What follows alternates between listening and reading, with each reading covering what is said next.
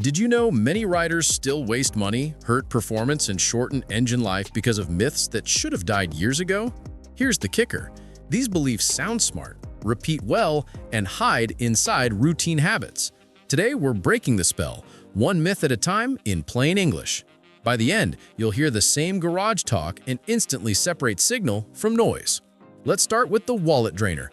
Then we'll hit the myths that quietly grind your bike from the inside. Number 1. Premium fuel is always better. Octane measures knock resistance, not power juice. If your manual says regular works, premium won't add horsepower. On many street bikes, higher octane can burn less efficiently for that engine's compression and timing, giving no benefit and sometimes worse cold starts. Test it. 3 tanks on the recommended grade, then 3 on premium, tracking smoothness and mileage. Most riders see no improvement, just a bigger receipt. Use what the engine was built for, keep your air filter clean, and save the fancy stuff for high compression or tuned builds. Labels aren't the only trap. The next myth hides in your warm-up ritual. Number 2. Long idling is the kind warm-up. 10 minutes of driveway idling looks caring. It isn't. Modern engines want light load, not lazy idle. Oil pressure, ring sealing, and fueling behave better once you're moving. The best warm-up is gentle riding. Short shift, modest revs, and bring oil, coolant, and metal up together. Excess idling risks fuel wash, exhaust gunk, and condensation, especially in cool, humid weather. Do this. Start, count to 20 while you check leaks, lights, and chain, then ride off gently. You'll warm faster and cleaner. If idling is the slow leak, the next myth is the loud hammer that refuses to die. Number 3. Loud pipes equal safety. If volume alone made you visible, sirens would face backward. Sound projects behind you. The driver about to drift into your lane is usually in front, windows up, music on. Noise can help at walking speeds, but it won't fix blind spots at highway pace. Real safety comes from lane position, headlight strategy, speed control, and visible movement. Try a visibility triangle, high-vis helmet or gloves, a bright low beam with proper cutoff, and a slight weave near conflict points so your headlight moves in mirrors. Sound won't paint you into someone's eyes. Light and motion will. And if loud isn't safety, bigger isn't either. Number 4. Bigger engine equals safer rider. More power can pull you out of trouble until it's what put you there. Big torque plus low experience equals panicked rests, target fixation, and blown entries.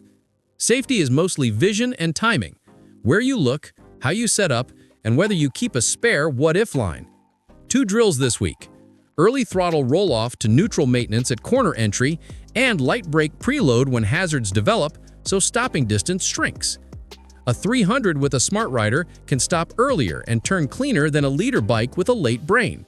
Buy displacement if you want. Don't treat it like armor. Speaking of grip, let's fix a tire myth. New tires are greasy for hundreds of miles. Old story. New reality. Heavy mold release used to make fresh tires slick. Modern manufacturing changed that. Shiny? Yes. Dangerous for 500 kilometers? No. What you need is careful scrub-in and rider calibration. First 50 to 50 kilometers, easy acceleration and braking, add lean a few degrees at a time, avoid harsh heat cycles. After one solid session of progressive lean, you're basically there. Don't tiptoe for weeks and then lose the front because inputs stayed abrupt. Tire myths waste grip like fuel myths waste money. The worst long-term wear myth, though, lives in your right foot. Number 6. Short shifting and lugging is gentle. Lower revs sound kind. Inside the engine, the opposite hits. Low RPM with heavy throttle spikes cylinder pressure while oil flow and pump speed are modest. Bearings take uneven hits. The ECU protects the moment, the metal pays later. Rule: if the bike shudders or knocks as you roll on in a tall gear, that's not efficient, it's damage with a polite face. Find each gear's happy band. Roll on at 20 to 30% and note where vibration smooths and response wakes up. Stay there under load, downshift before hills, and avoid big asks below the band. If lugging is the silent killer, the next myth is the handyman special. Number 7. WD-40 is a chain lube. WD-40 is great for water displacement and light cleaning. It's not a long-stay, high-pressure lube. On O-ring and X-ring chains, solvent-heavy sprays can pull out factory grease and leave a pretty, dry necklace. Clean with kerosene-based chain cleaner or a gentle degreaser. Lube with dedicated chain lube or light gear oil, wiped on sparingly. Coverage, not globs. Spin, apply, rest a few minutes, wipe excess. You'll get smoother drive, less fling, and fewer sprocket sharks. While we're in the chemical aisle, there's a boutique trap that empties carts faster than it helps bikes. Number 8. Motorcycle specific always means better. Sometimes yes, coolant chemistry that's seal-safe, fork oil viscosity, brake fluids meeting DOT specs. Many other times it's relabeled at a markup. Microfiber is microfiber. A quality automotive wax protects paint. A good glass cleaner clears a screen. Spend where the spec matters, save where the label shouts.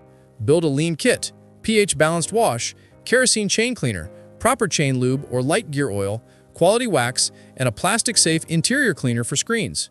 You'll get pro results without the pro invoice. Buying right is easy, trusting the wrong interval is easier. The calendar trap is next. Number 9. Maintenance by calendar, not condition. Service schedules are safety nets, not handcuffs. Brake fluid every 2 to 3 years suits most street riders, faster for racers or humid zones. Coolant per the manual, often multi-year. Oil by time if you ride rarely, by mileage if you commute, and by duty cycle if you're hard on it. Condition checks beat superstition.